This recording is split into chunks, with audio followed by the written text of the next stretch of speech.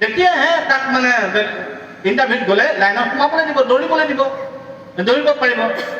সি যদি কয় নাই দেখাটো অলপ এনজয় কৰি লওঁ, অলপ ফূৰ্তি ফাৰ্তা তামাচা কৰি লওঁ, লগৰীয়াবিলাক আছে, পাছত হ'ব, টাইম আছে, হা, টাইম কাৰো কাৰণে সদায় অপেক্ষা কৰি নাথাকে। আমি সময়ৰ লগত সংগতি ৰাখি আমাৰ জীৱন পৰিচালিত কৰিব লাগিব। যদি সময়ৰ লগত সংগতি ৰাখি আমি জীৱন পৰিচালিত নকৰোঁ, তেতিয়াহ'লে আমাৰ জীৱন ভয়ানক হ'বগৈ এটা সময়ত। পৃথিৱীখন বৰ দ্ৰুতগতিত সলনি হৈছে। আমাৰ এক্সিকিউটিভ ছেক্ৰেটাৰীৰ লগত অথনিৰ কথা পাতিছোঁ।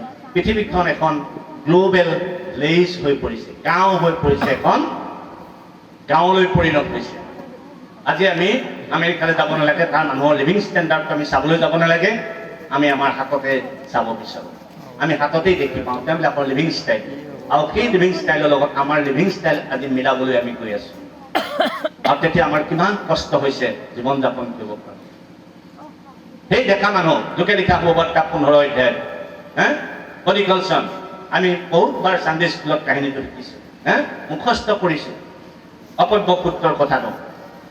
অপব্য পুত্ৰ ডেকা মানুহ, তাক লগৰীয়া লাগে, ভাল সংগী লাগে, ভাল খোৱা বোৱা লাগে, আৰু কি একদম আনন্দ ফূৰ্তি তামাচা কৰি পেলাই জগতৰ মানুহৰ লগত বাস কৰিবলৈ বিচাৰে।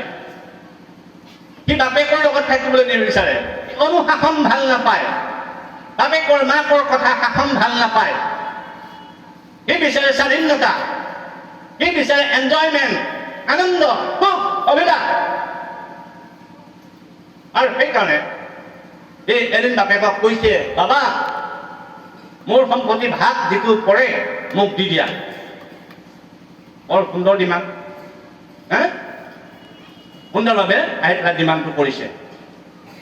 আৰু বাপেকেও ভাবিলে ল'ৰাটো কিজানি সুখী হ'ব। বাপেক মাকৰ একেবাৰে ডাঙৰ ইচ্ছাটো হৈছে কি, যেতিয়া সতি সন্তান হয় যাতে সতি সন্তানৰ সুখ হওক, সুখটোৱে বিচাৰে। আজি আপোনালোক ইয়াত যে আছে প্ৰত্যেকজন যুৱক যুৱতী, আপোনাৰ পিতৃ মাতৃয়ে আপোনাক এইটোৱেই চাবলৈ বিচাৰে যাতে আপুনি সদায় সুখী জীৱন যাপন কৰে। কোনো পিতৃ মাতৃ নাই যে মোৰ ল'ৰাটো, মোৰ ছোৱালীজনী সদায় দুখ হৈ থাকক, কষ্ট পাই থাকক, হাজিৰা কৰি খওক, এই কথাটো কোনো পিতৃ মাতৃয়ে নিবিচাৰে। এই মানুহজনেও ভাবিলে যে মোৰ ল'ৰাটোক কিজানি ছেপাৰেট কৰি দিলে সি ভাল হ'ব, সি সুখ পাব, আনন্দিত হ'ব, এনেওতো তাক এদিন দিব লাগিব, গতিকে এতিয়াই দি দিয়া ভাল, আৰু এতিয়াই দি দিলে সি কমচে কম এষ্টাব্লিছ হ'ব পাৰিম, এনেকৈ ভাবিলে। এষ্টাব্লিছ হোৱাটো বিচাৰে দেই, আপোনালোক প্ৰত্যেকেই ভাল জেগাত এষ্টাব্লিছ হোৱাটো বিচাৰে। আমি তাৰ কাৰণে সদায় চিন্তা কৰিব লাগে যুৱক যুৱতী হিচাপে। আমাৰ লাইফটো ছেটেল কৰিবৰ কাৰণে, এষ্টাব্লিছ কৰিবৰ কাৰণে সদায় আমি চিন্তা কৰিব লাগে। বাপেক মাকে চিন্তা কৰে, আৰু চিন্তা কৰি পেলাই ভাবিলে ইয়াক দি দিয়াই ভাল হ'ব, দি দিলে। আৰু দি দিয়াৰ পাছত সেই অপব্য পুত্ৰই তাৰ সম্পত্তি বিক্ৰী কৰি জেপত পইচা মুঠামুঠ হিচাপে ভৰাই সি বিদেশলৈ গুচি গ'ল বুলি কৈছে। দূৰ দেশলৈ গুচি গ'ল এনেকৈ কৈছে তাই মানে। কাহিনীটো কৈ গ'লো, কেনেকৈ হ'ব বাৰু তাত আছে, 3টা কাহিনী আছে তাত, 3টা দৃষ্টান্তই কিতাপখন চেপ্টাৰটো শেষ হৈছে। 3টা দৃষ্টান্ত, এটা হ'ল কি 10 গাভৰিৰ কথা কৈছে, আৰু 100টা মেৰৰ কথা কৈছে, হেৰুৱা মেৰ, আৰু 2জন পুতেকৰ কথা কৈছে। আৰু হেৰুৱা মেৰ যেতিয়া মানুহজনে হেৰালে, মানুহজনে বিচাৰি গৈছে বুলি কৈছে দেই। মই গোটেই কাহিনীটো ক'বলৈ নাযাওঁ, ডিটেইলছ, বিচাৰি গৈছে। আৰু যেতিয়া এজনী মানুহৰ 10 গাভৰি আছিল, তাৰ 1 গাভৰি হেৰালে, 9 গাভৰি এৰি পেলাই 1 গাভৰি বিচাৰি ফুৰিলে বুলি কৈছে, নপতক নেৰিলে বুলি কৈছে, বিচাৰিছে।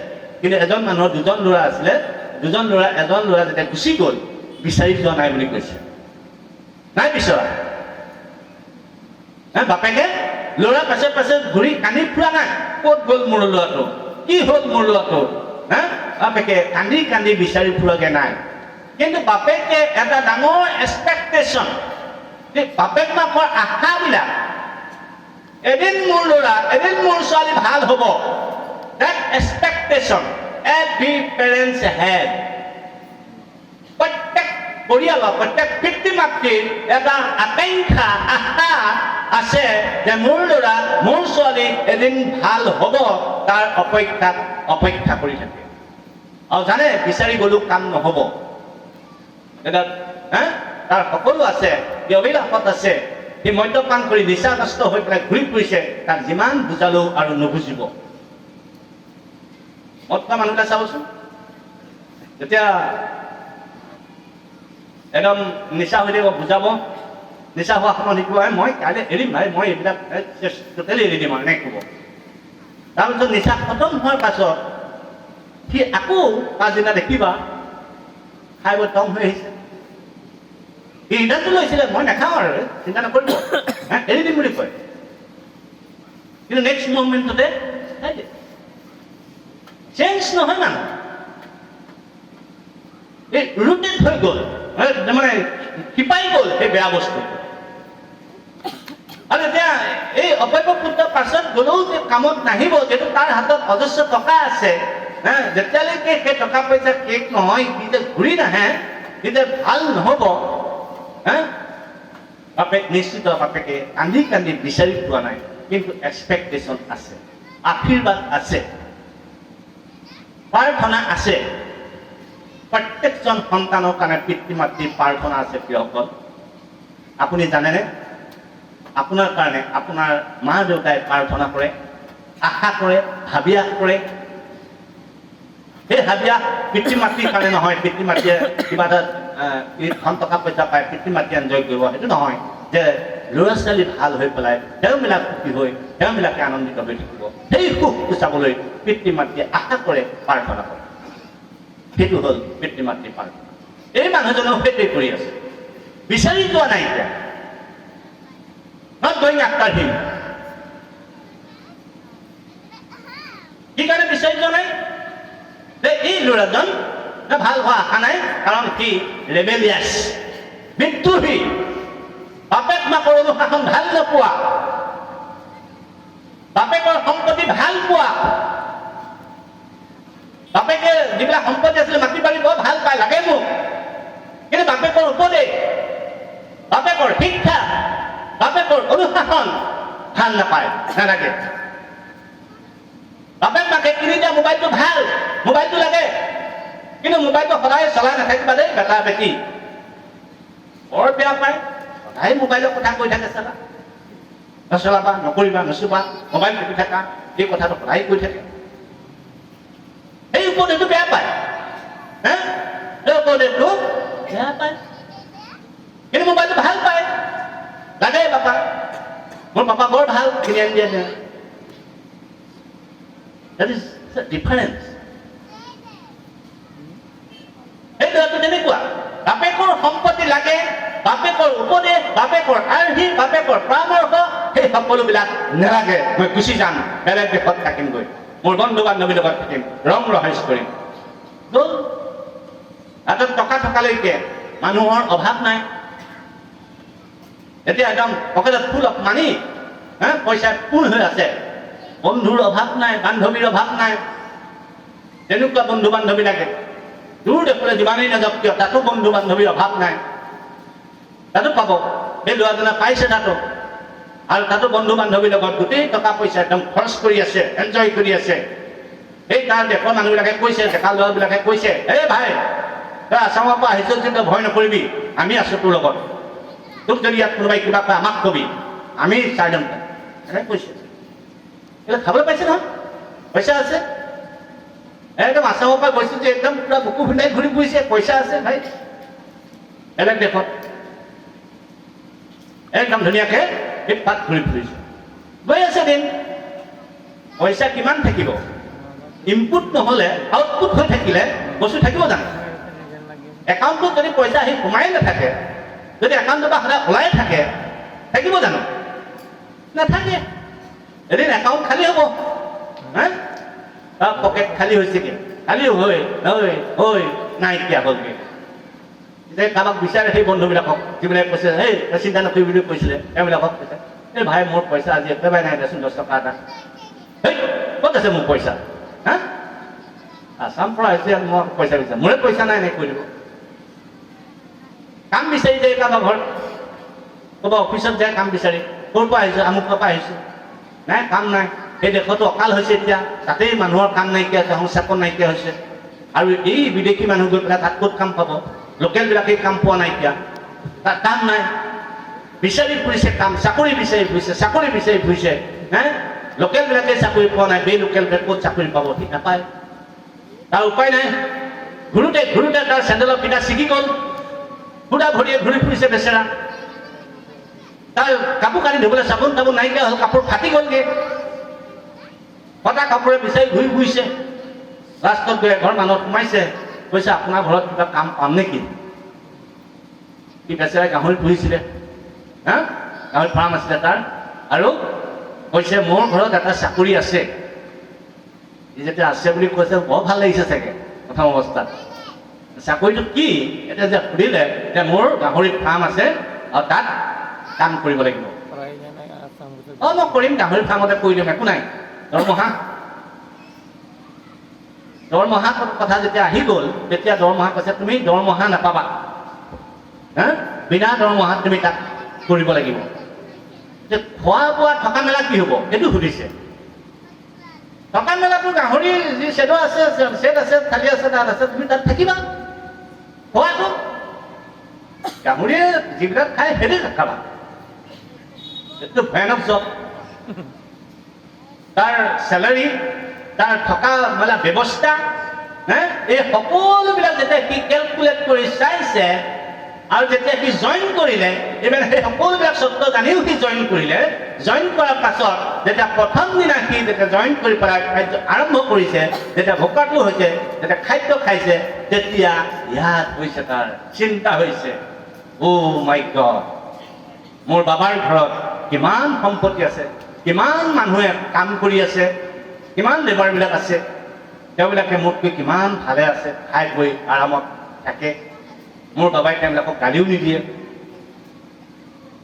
নাই নাই নাই, মই এটা কাম কৰিম, মই ঘূৰি গৈ মোৰ দেউতাকে কমকে মোক সেই লেবাৰবিলাকৰ মাজতে, সেই কাম কৰা শ্ৰমিকবিলাকৰ মাজতে মোক এজন শ্ৰমিক হিচাপে ৰাখক, তাতেই মোৰ কাৰণে বৰ ভাল হ'ব। এতিয়া বাপেকৰ ঘৰত পুতেক হিচাপে নহয়, শ্ৰমিক হিচাপে থাকিবৰ কাৰণে সি ডিচাইড কৰিছে। আহি কৈছে নাই মই ঘূৰি যাম, লাজ অপমান সকলো কাটি কৰি, কিন্তু বাপেকৰ ইফালে প্ৰাৰ্থনা আছে, বাপেকৰ অপেক্ষা আছে, বাপেকৰ আকাংক্ষা আছে, বাপেক মাকৰ চকু পানী আছে, আৰু সেই সকলোবিলাকে কাম দিছে এতিয়া। আৰু সি আহিছে ঘূৰি, বাপেকে অপেক্ষা কৰি চাই আছে মাথোন, আৰু চাই আছে, আৰু মাথোন চাই আছে।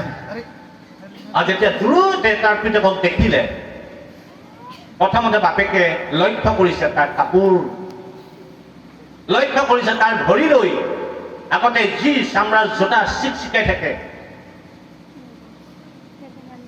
বাপেকে কিনি দিয়া, এতিয়া তাৰ ভৰিত কটা চেণ্ডেলত ফিটা কিনিবলৈ তাৰ পইচা নাই, সুদা ভৰিয়া আহি আছে, ইমান দূৰ খোজকাঢ়িছে। কৰোণা সময়ত বোলে চাউথ ইণ্ডিয়াৰ পৰা মানুহবিলাক যেতিয়া দেলহিলৈকে খোজকাঢ়ি গৈ আছিলে, ভৰিত ফাটি তেজ ওলাই গৈছিলেগে বুলি কৈছে। সেই মানুহটো বিদেশৰ পৰা কিমান দূৰ খোজকাঢ়িলে তাৰ ঠিকান নাই, তাৰো চাগে ভৰি সেই একে অৱস্থা, ফাটি গৈছেগে। বাপেকে যেতিয়া চাইছে দুখ লাগিছে, বেজাৰ লাগিছে, কন্দন কৰিছে, কিমান দুখ অনুভৱ কৰিছে তাৰ অৱস্থা দেখি। সেই ল'ৰাজনে যদিও পলমকে ৰিগ্ৰেট কৰিলে, সময় থাকোঁতে যেতিয়া ৰিগ্ৰেট কৰিলে, অনুতাপ কৰিলে, আৰু ঘূৰি আহিবলৈ সিদ্ধান্ত ল'লে, ডিচিশ্যন ল'লে ৰাইট টাইমত, আৰু বাপেকে একচেপ্ট কৰিলে। বাপেকে কৈছে, ইয়াৰ ভৰিত চেণ্ডেল আনি দে, ইয়াৰ হাতত আঙুঠি দে, আঙুঠি হৈছে ক্ষমতাৰ এটা চিহ্ন। তাত পিতেক হোৱাৰ যিটো ক্ষমতা আছিল, সেই ক্ষমতাটো তেওঁ হেৰুৱাই পেলাইছিল, কিন্তু বাপেকে কৈছে নাই, ৰিং পিন্ধাই পেলাই আকৌ যেনেকে স্বামীয়ে হাজবেণ্ডক আঙুঠি পিন্ধাই পেলাই ইজনে সিজনক গ্ৰহণ কৰে, মোৰ আজিৰ পৰা গোটেই জীৱন জুৰি মোৰ হাজবেণ্ড হ'ব, মোৰ জীৱনৰ ৰক্ষক। আৰু একেধৰণে পত্নীয়েও স্বামীয়েও আঙুঠিটো পিন্ধাই, মোৰ জীৱনৰ একেবাৰে সংগিনী হ'ব, মোৰ হেল্পাৰ হ'ব, মই তাইক জীৱন জুৰি ৰাখিম, অধিকাৰ মোৰ পত্নী, সেই পত্নীৰ ওপৰত কাৰো অধিকাৰ নাইকিয়া। এই হাজবেণ্ডৰ ওপৰত বেলেগ এজন মাইকী মানুহে ক'ব নোৱাৰিব এজন মোৰ হাজবেণ্ড বুলি, বেলেগ এজন মানুহজনীক ক'ব নোৱাৰিব এইজনী মোৰ পত্নী বুলি। অধিকাৰ সেইদিনাখনে দি দিয়া হ'ল। বেলেগৰ অধিকাৰ নাইকিয়া। সেই আঙুঠি দে বুলি কৈছে, সেই অধিকাৰ, যে পুত্ৰ হোৱা অধিকাৰ হেৰাই গৈছিল, ক্ষমতা হেৰাই গৈছিল, সেই অধিকাৰ আকৌ ঘূৰাই দিবৰ কাৰণে কৈছে। আমাৰ আগৰ যিটো ষ্টেটাছ, অৱস্থা, সেই অৱস্থালৈ আনিবলৈ বিচাৰিছে। ঈশ্বৰে সেই অৱস্থাৰে আমাৰ কাৰণে আকাংক্ষা কৰি আছে। প্ৰিয়সকল, ঈশ্বৰে আপোনাক আৰু মোক ভাল পায়। আমাক এই একে অধিকাৰ, পুত্ৰ হোৱা অধিকাৰ, পুত্ৰী হোৱাৰ অধিকাৰ দিবৰ কাৰণে অপেক্ষা কৰি আছে, চাই আছে, বিচাৰি আছে, অপেক্ষা কৰি আছে। আমি উপযুক্ত সময়ত, যৌৱন কালত আমি ঈশ্বৰৰ সেই মাত শুনি আমি আমাৰ সৃষ্টিকৰ্তালৈ ঘূৰি আহিমনে? আমাৰ সৃষ্টিকৰ্তাক আমাৰ জীৱনবিলাক সমৰ্পণ কৰিমনে? নাই, মোৰ যৌৱন কালৰ অভিলাষত কেৱল অভিলাষৰ পাছত গৈ থাকিম আৰু ফাইনেলি বৃদ্ধ অৱস্থাত যেতিয়া চকুৱে নমনা হ'ম আৰু মোৰ অৱস্থা যেতিয়া হীন হৈ যাব, ধূলি আগৰ অৱস্থালৈ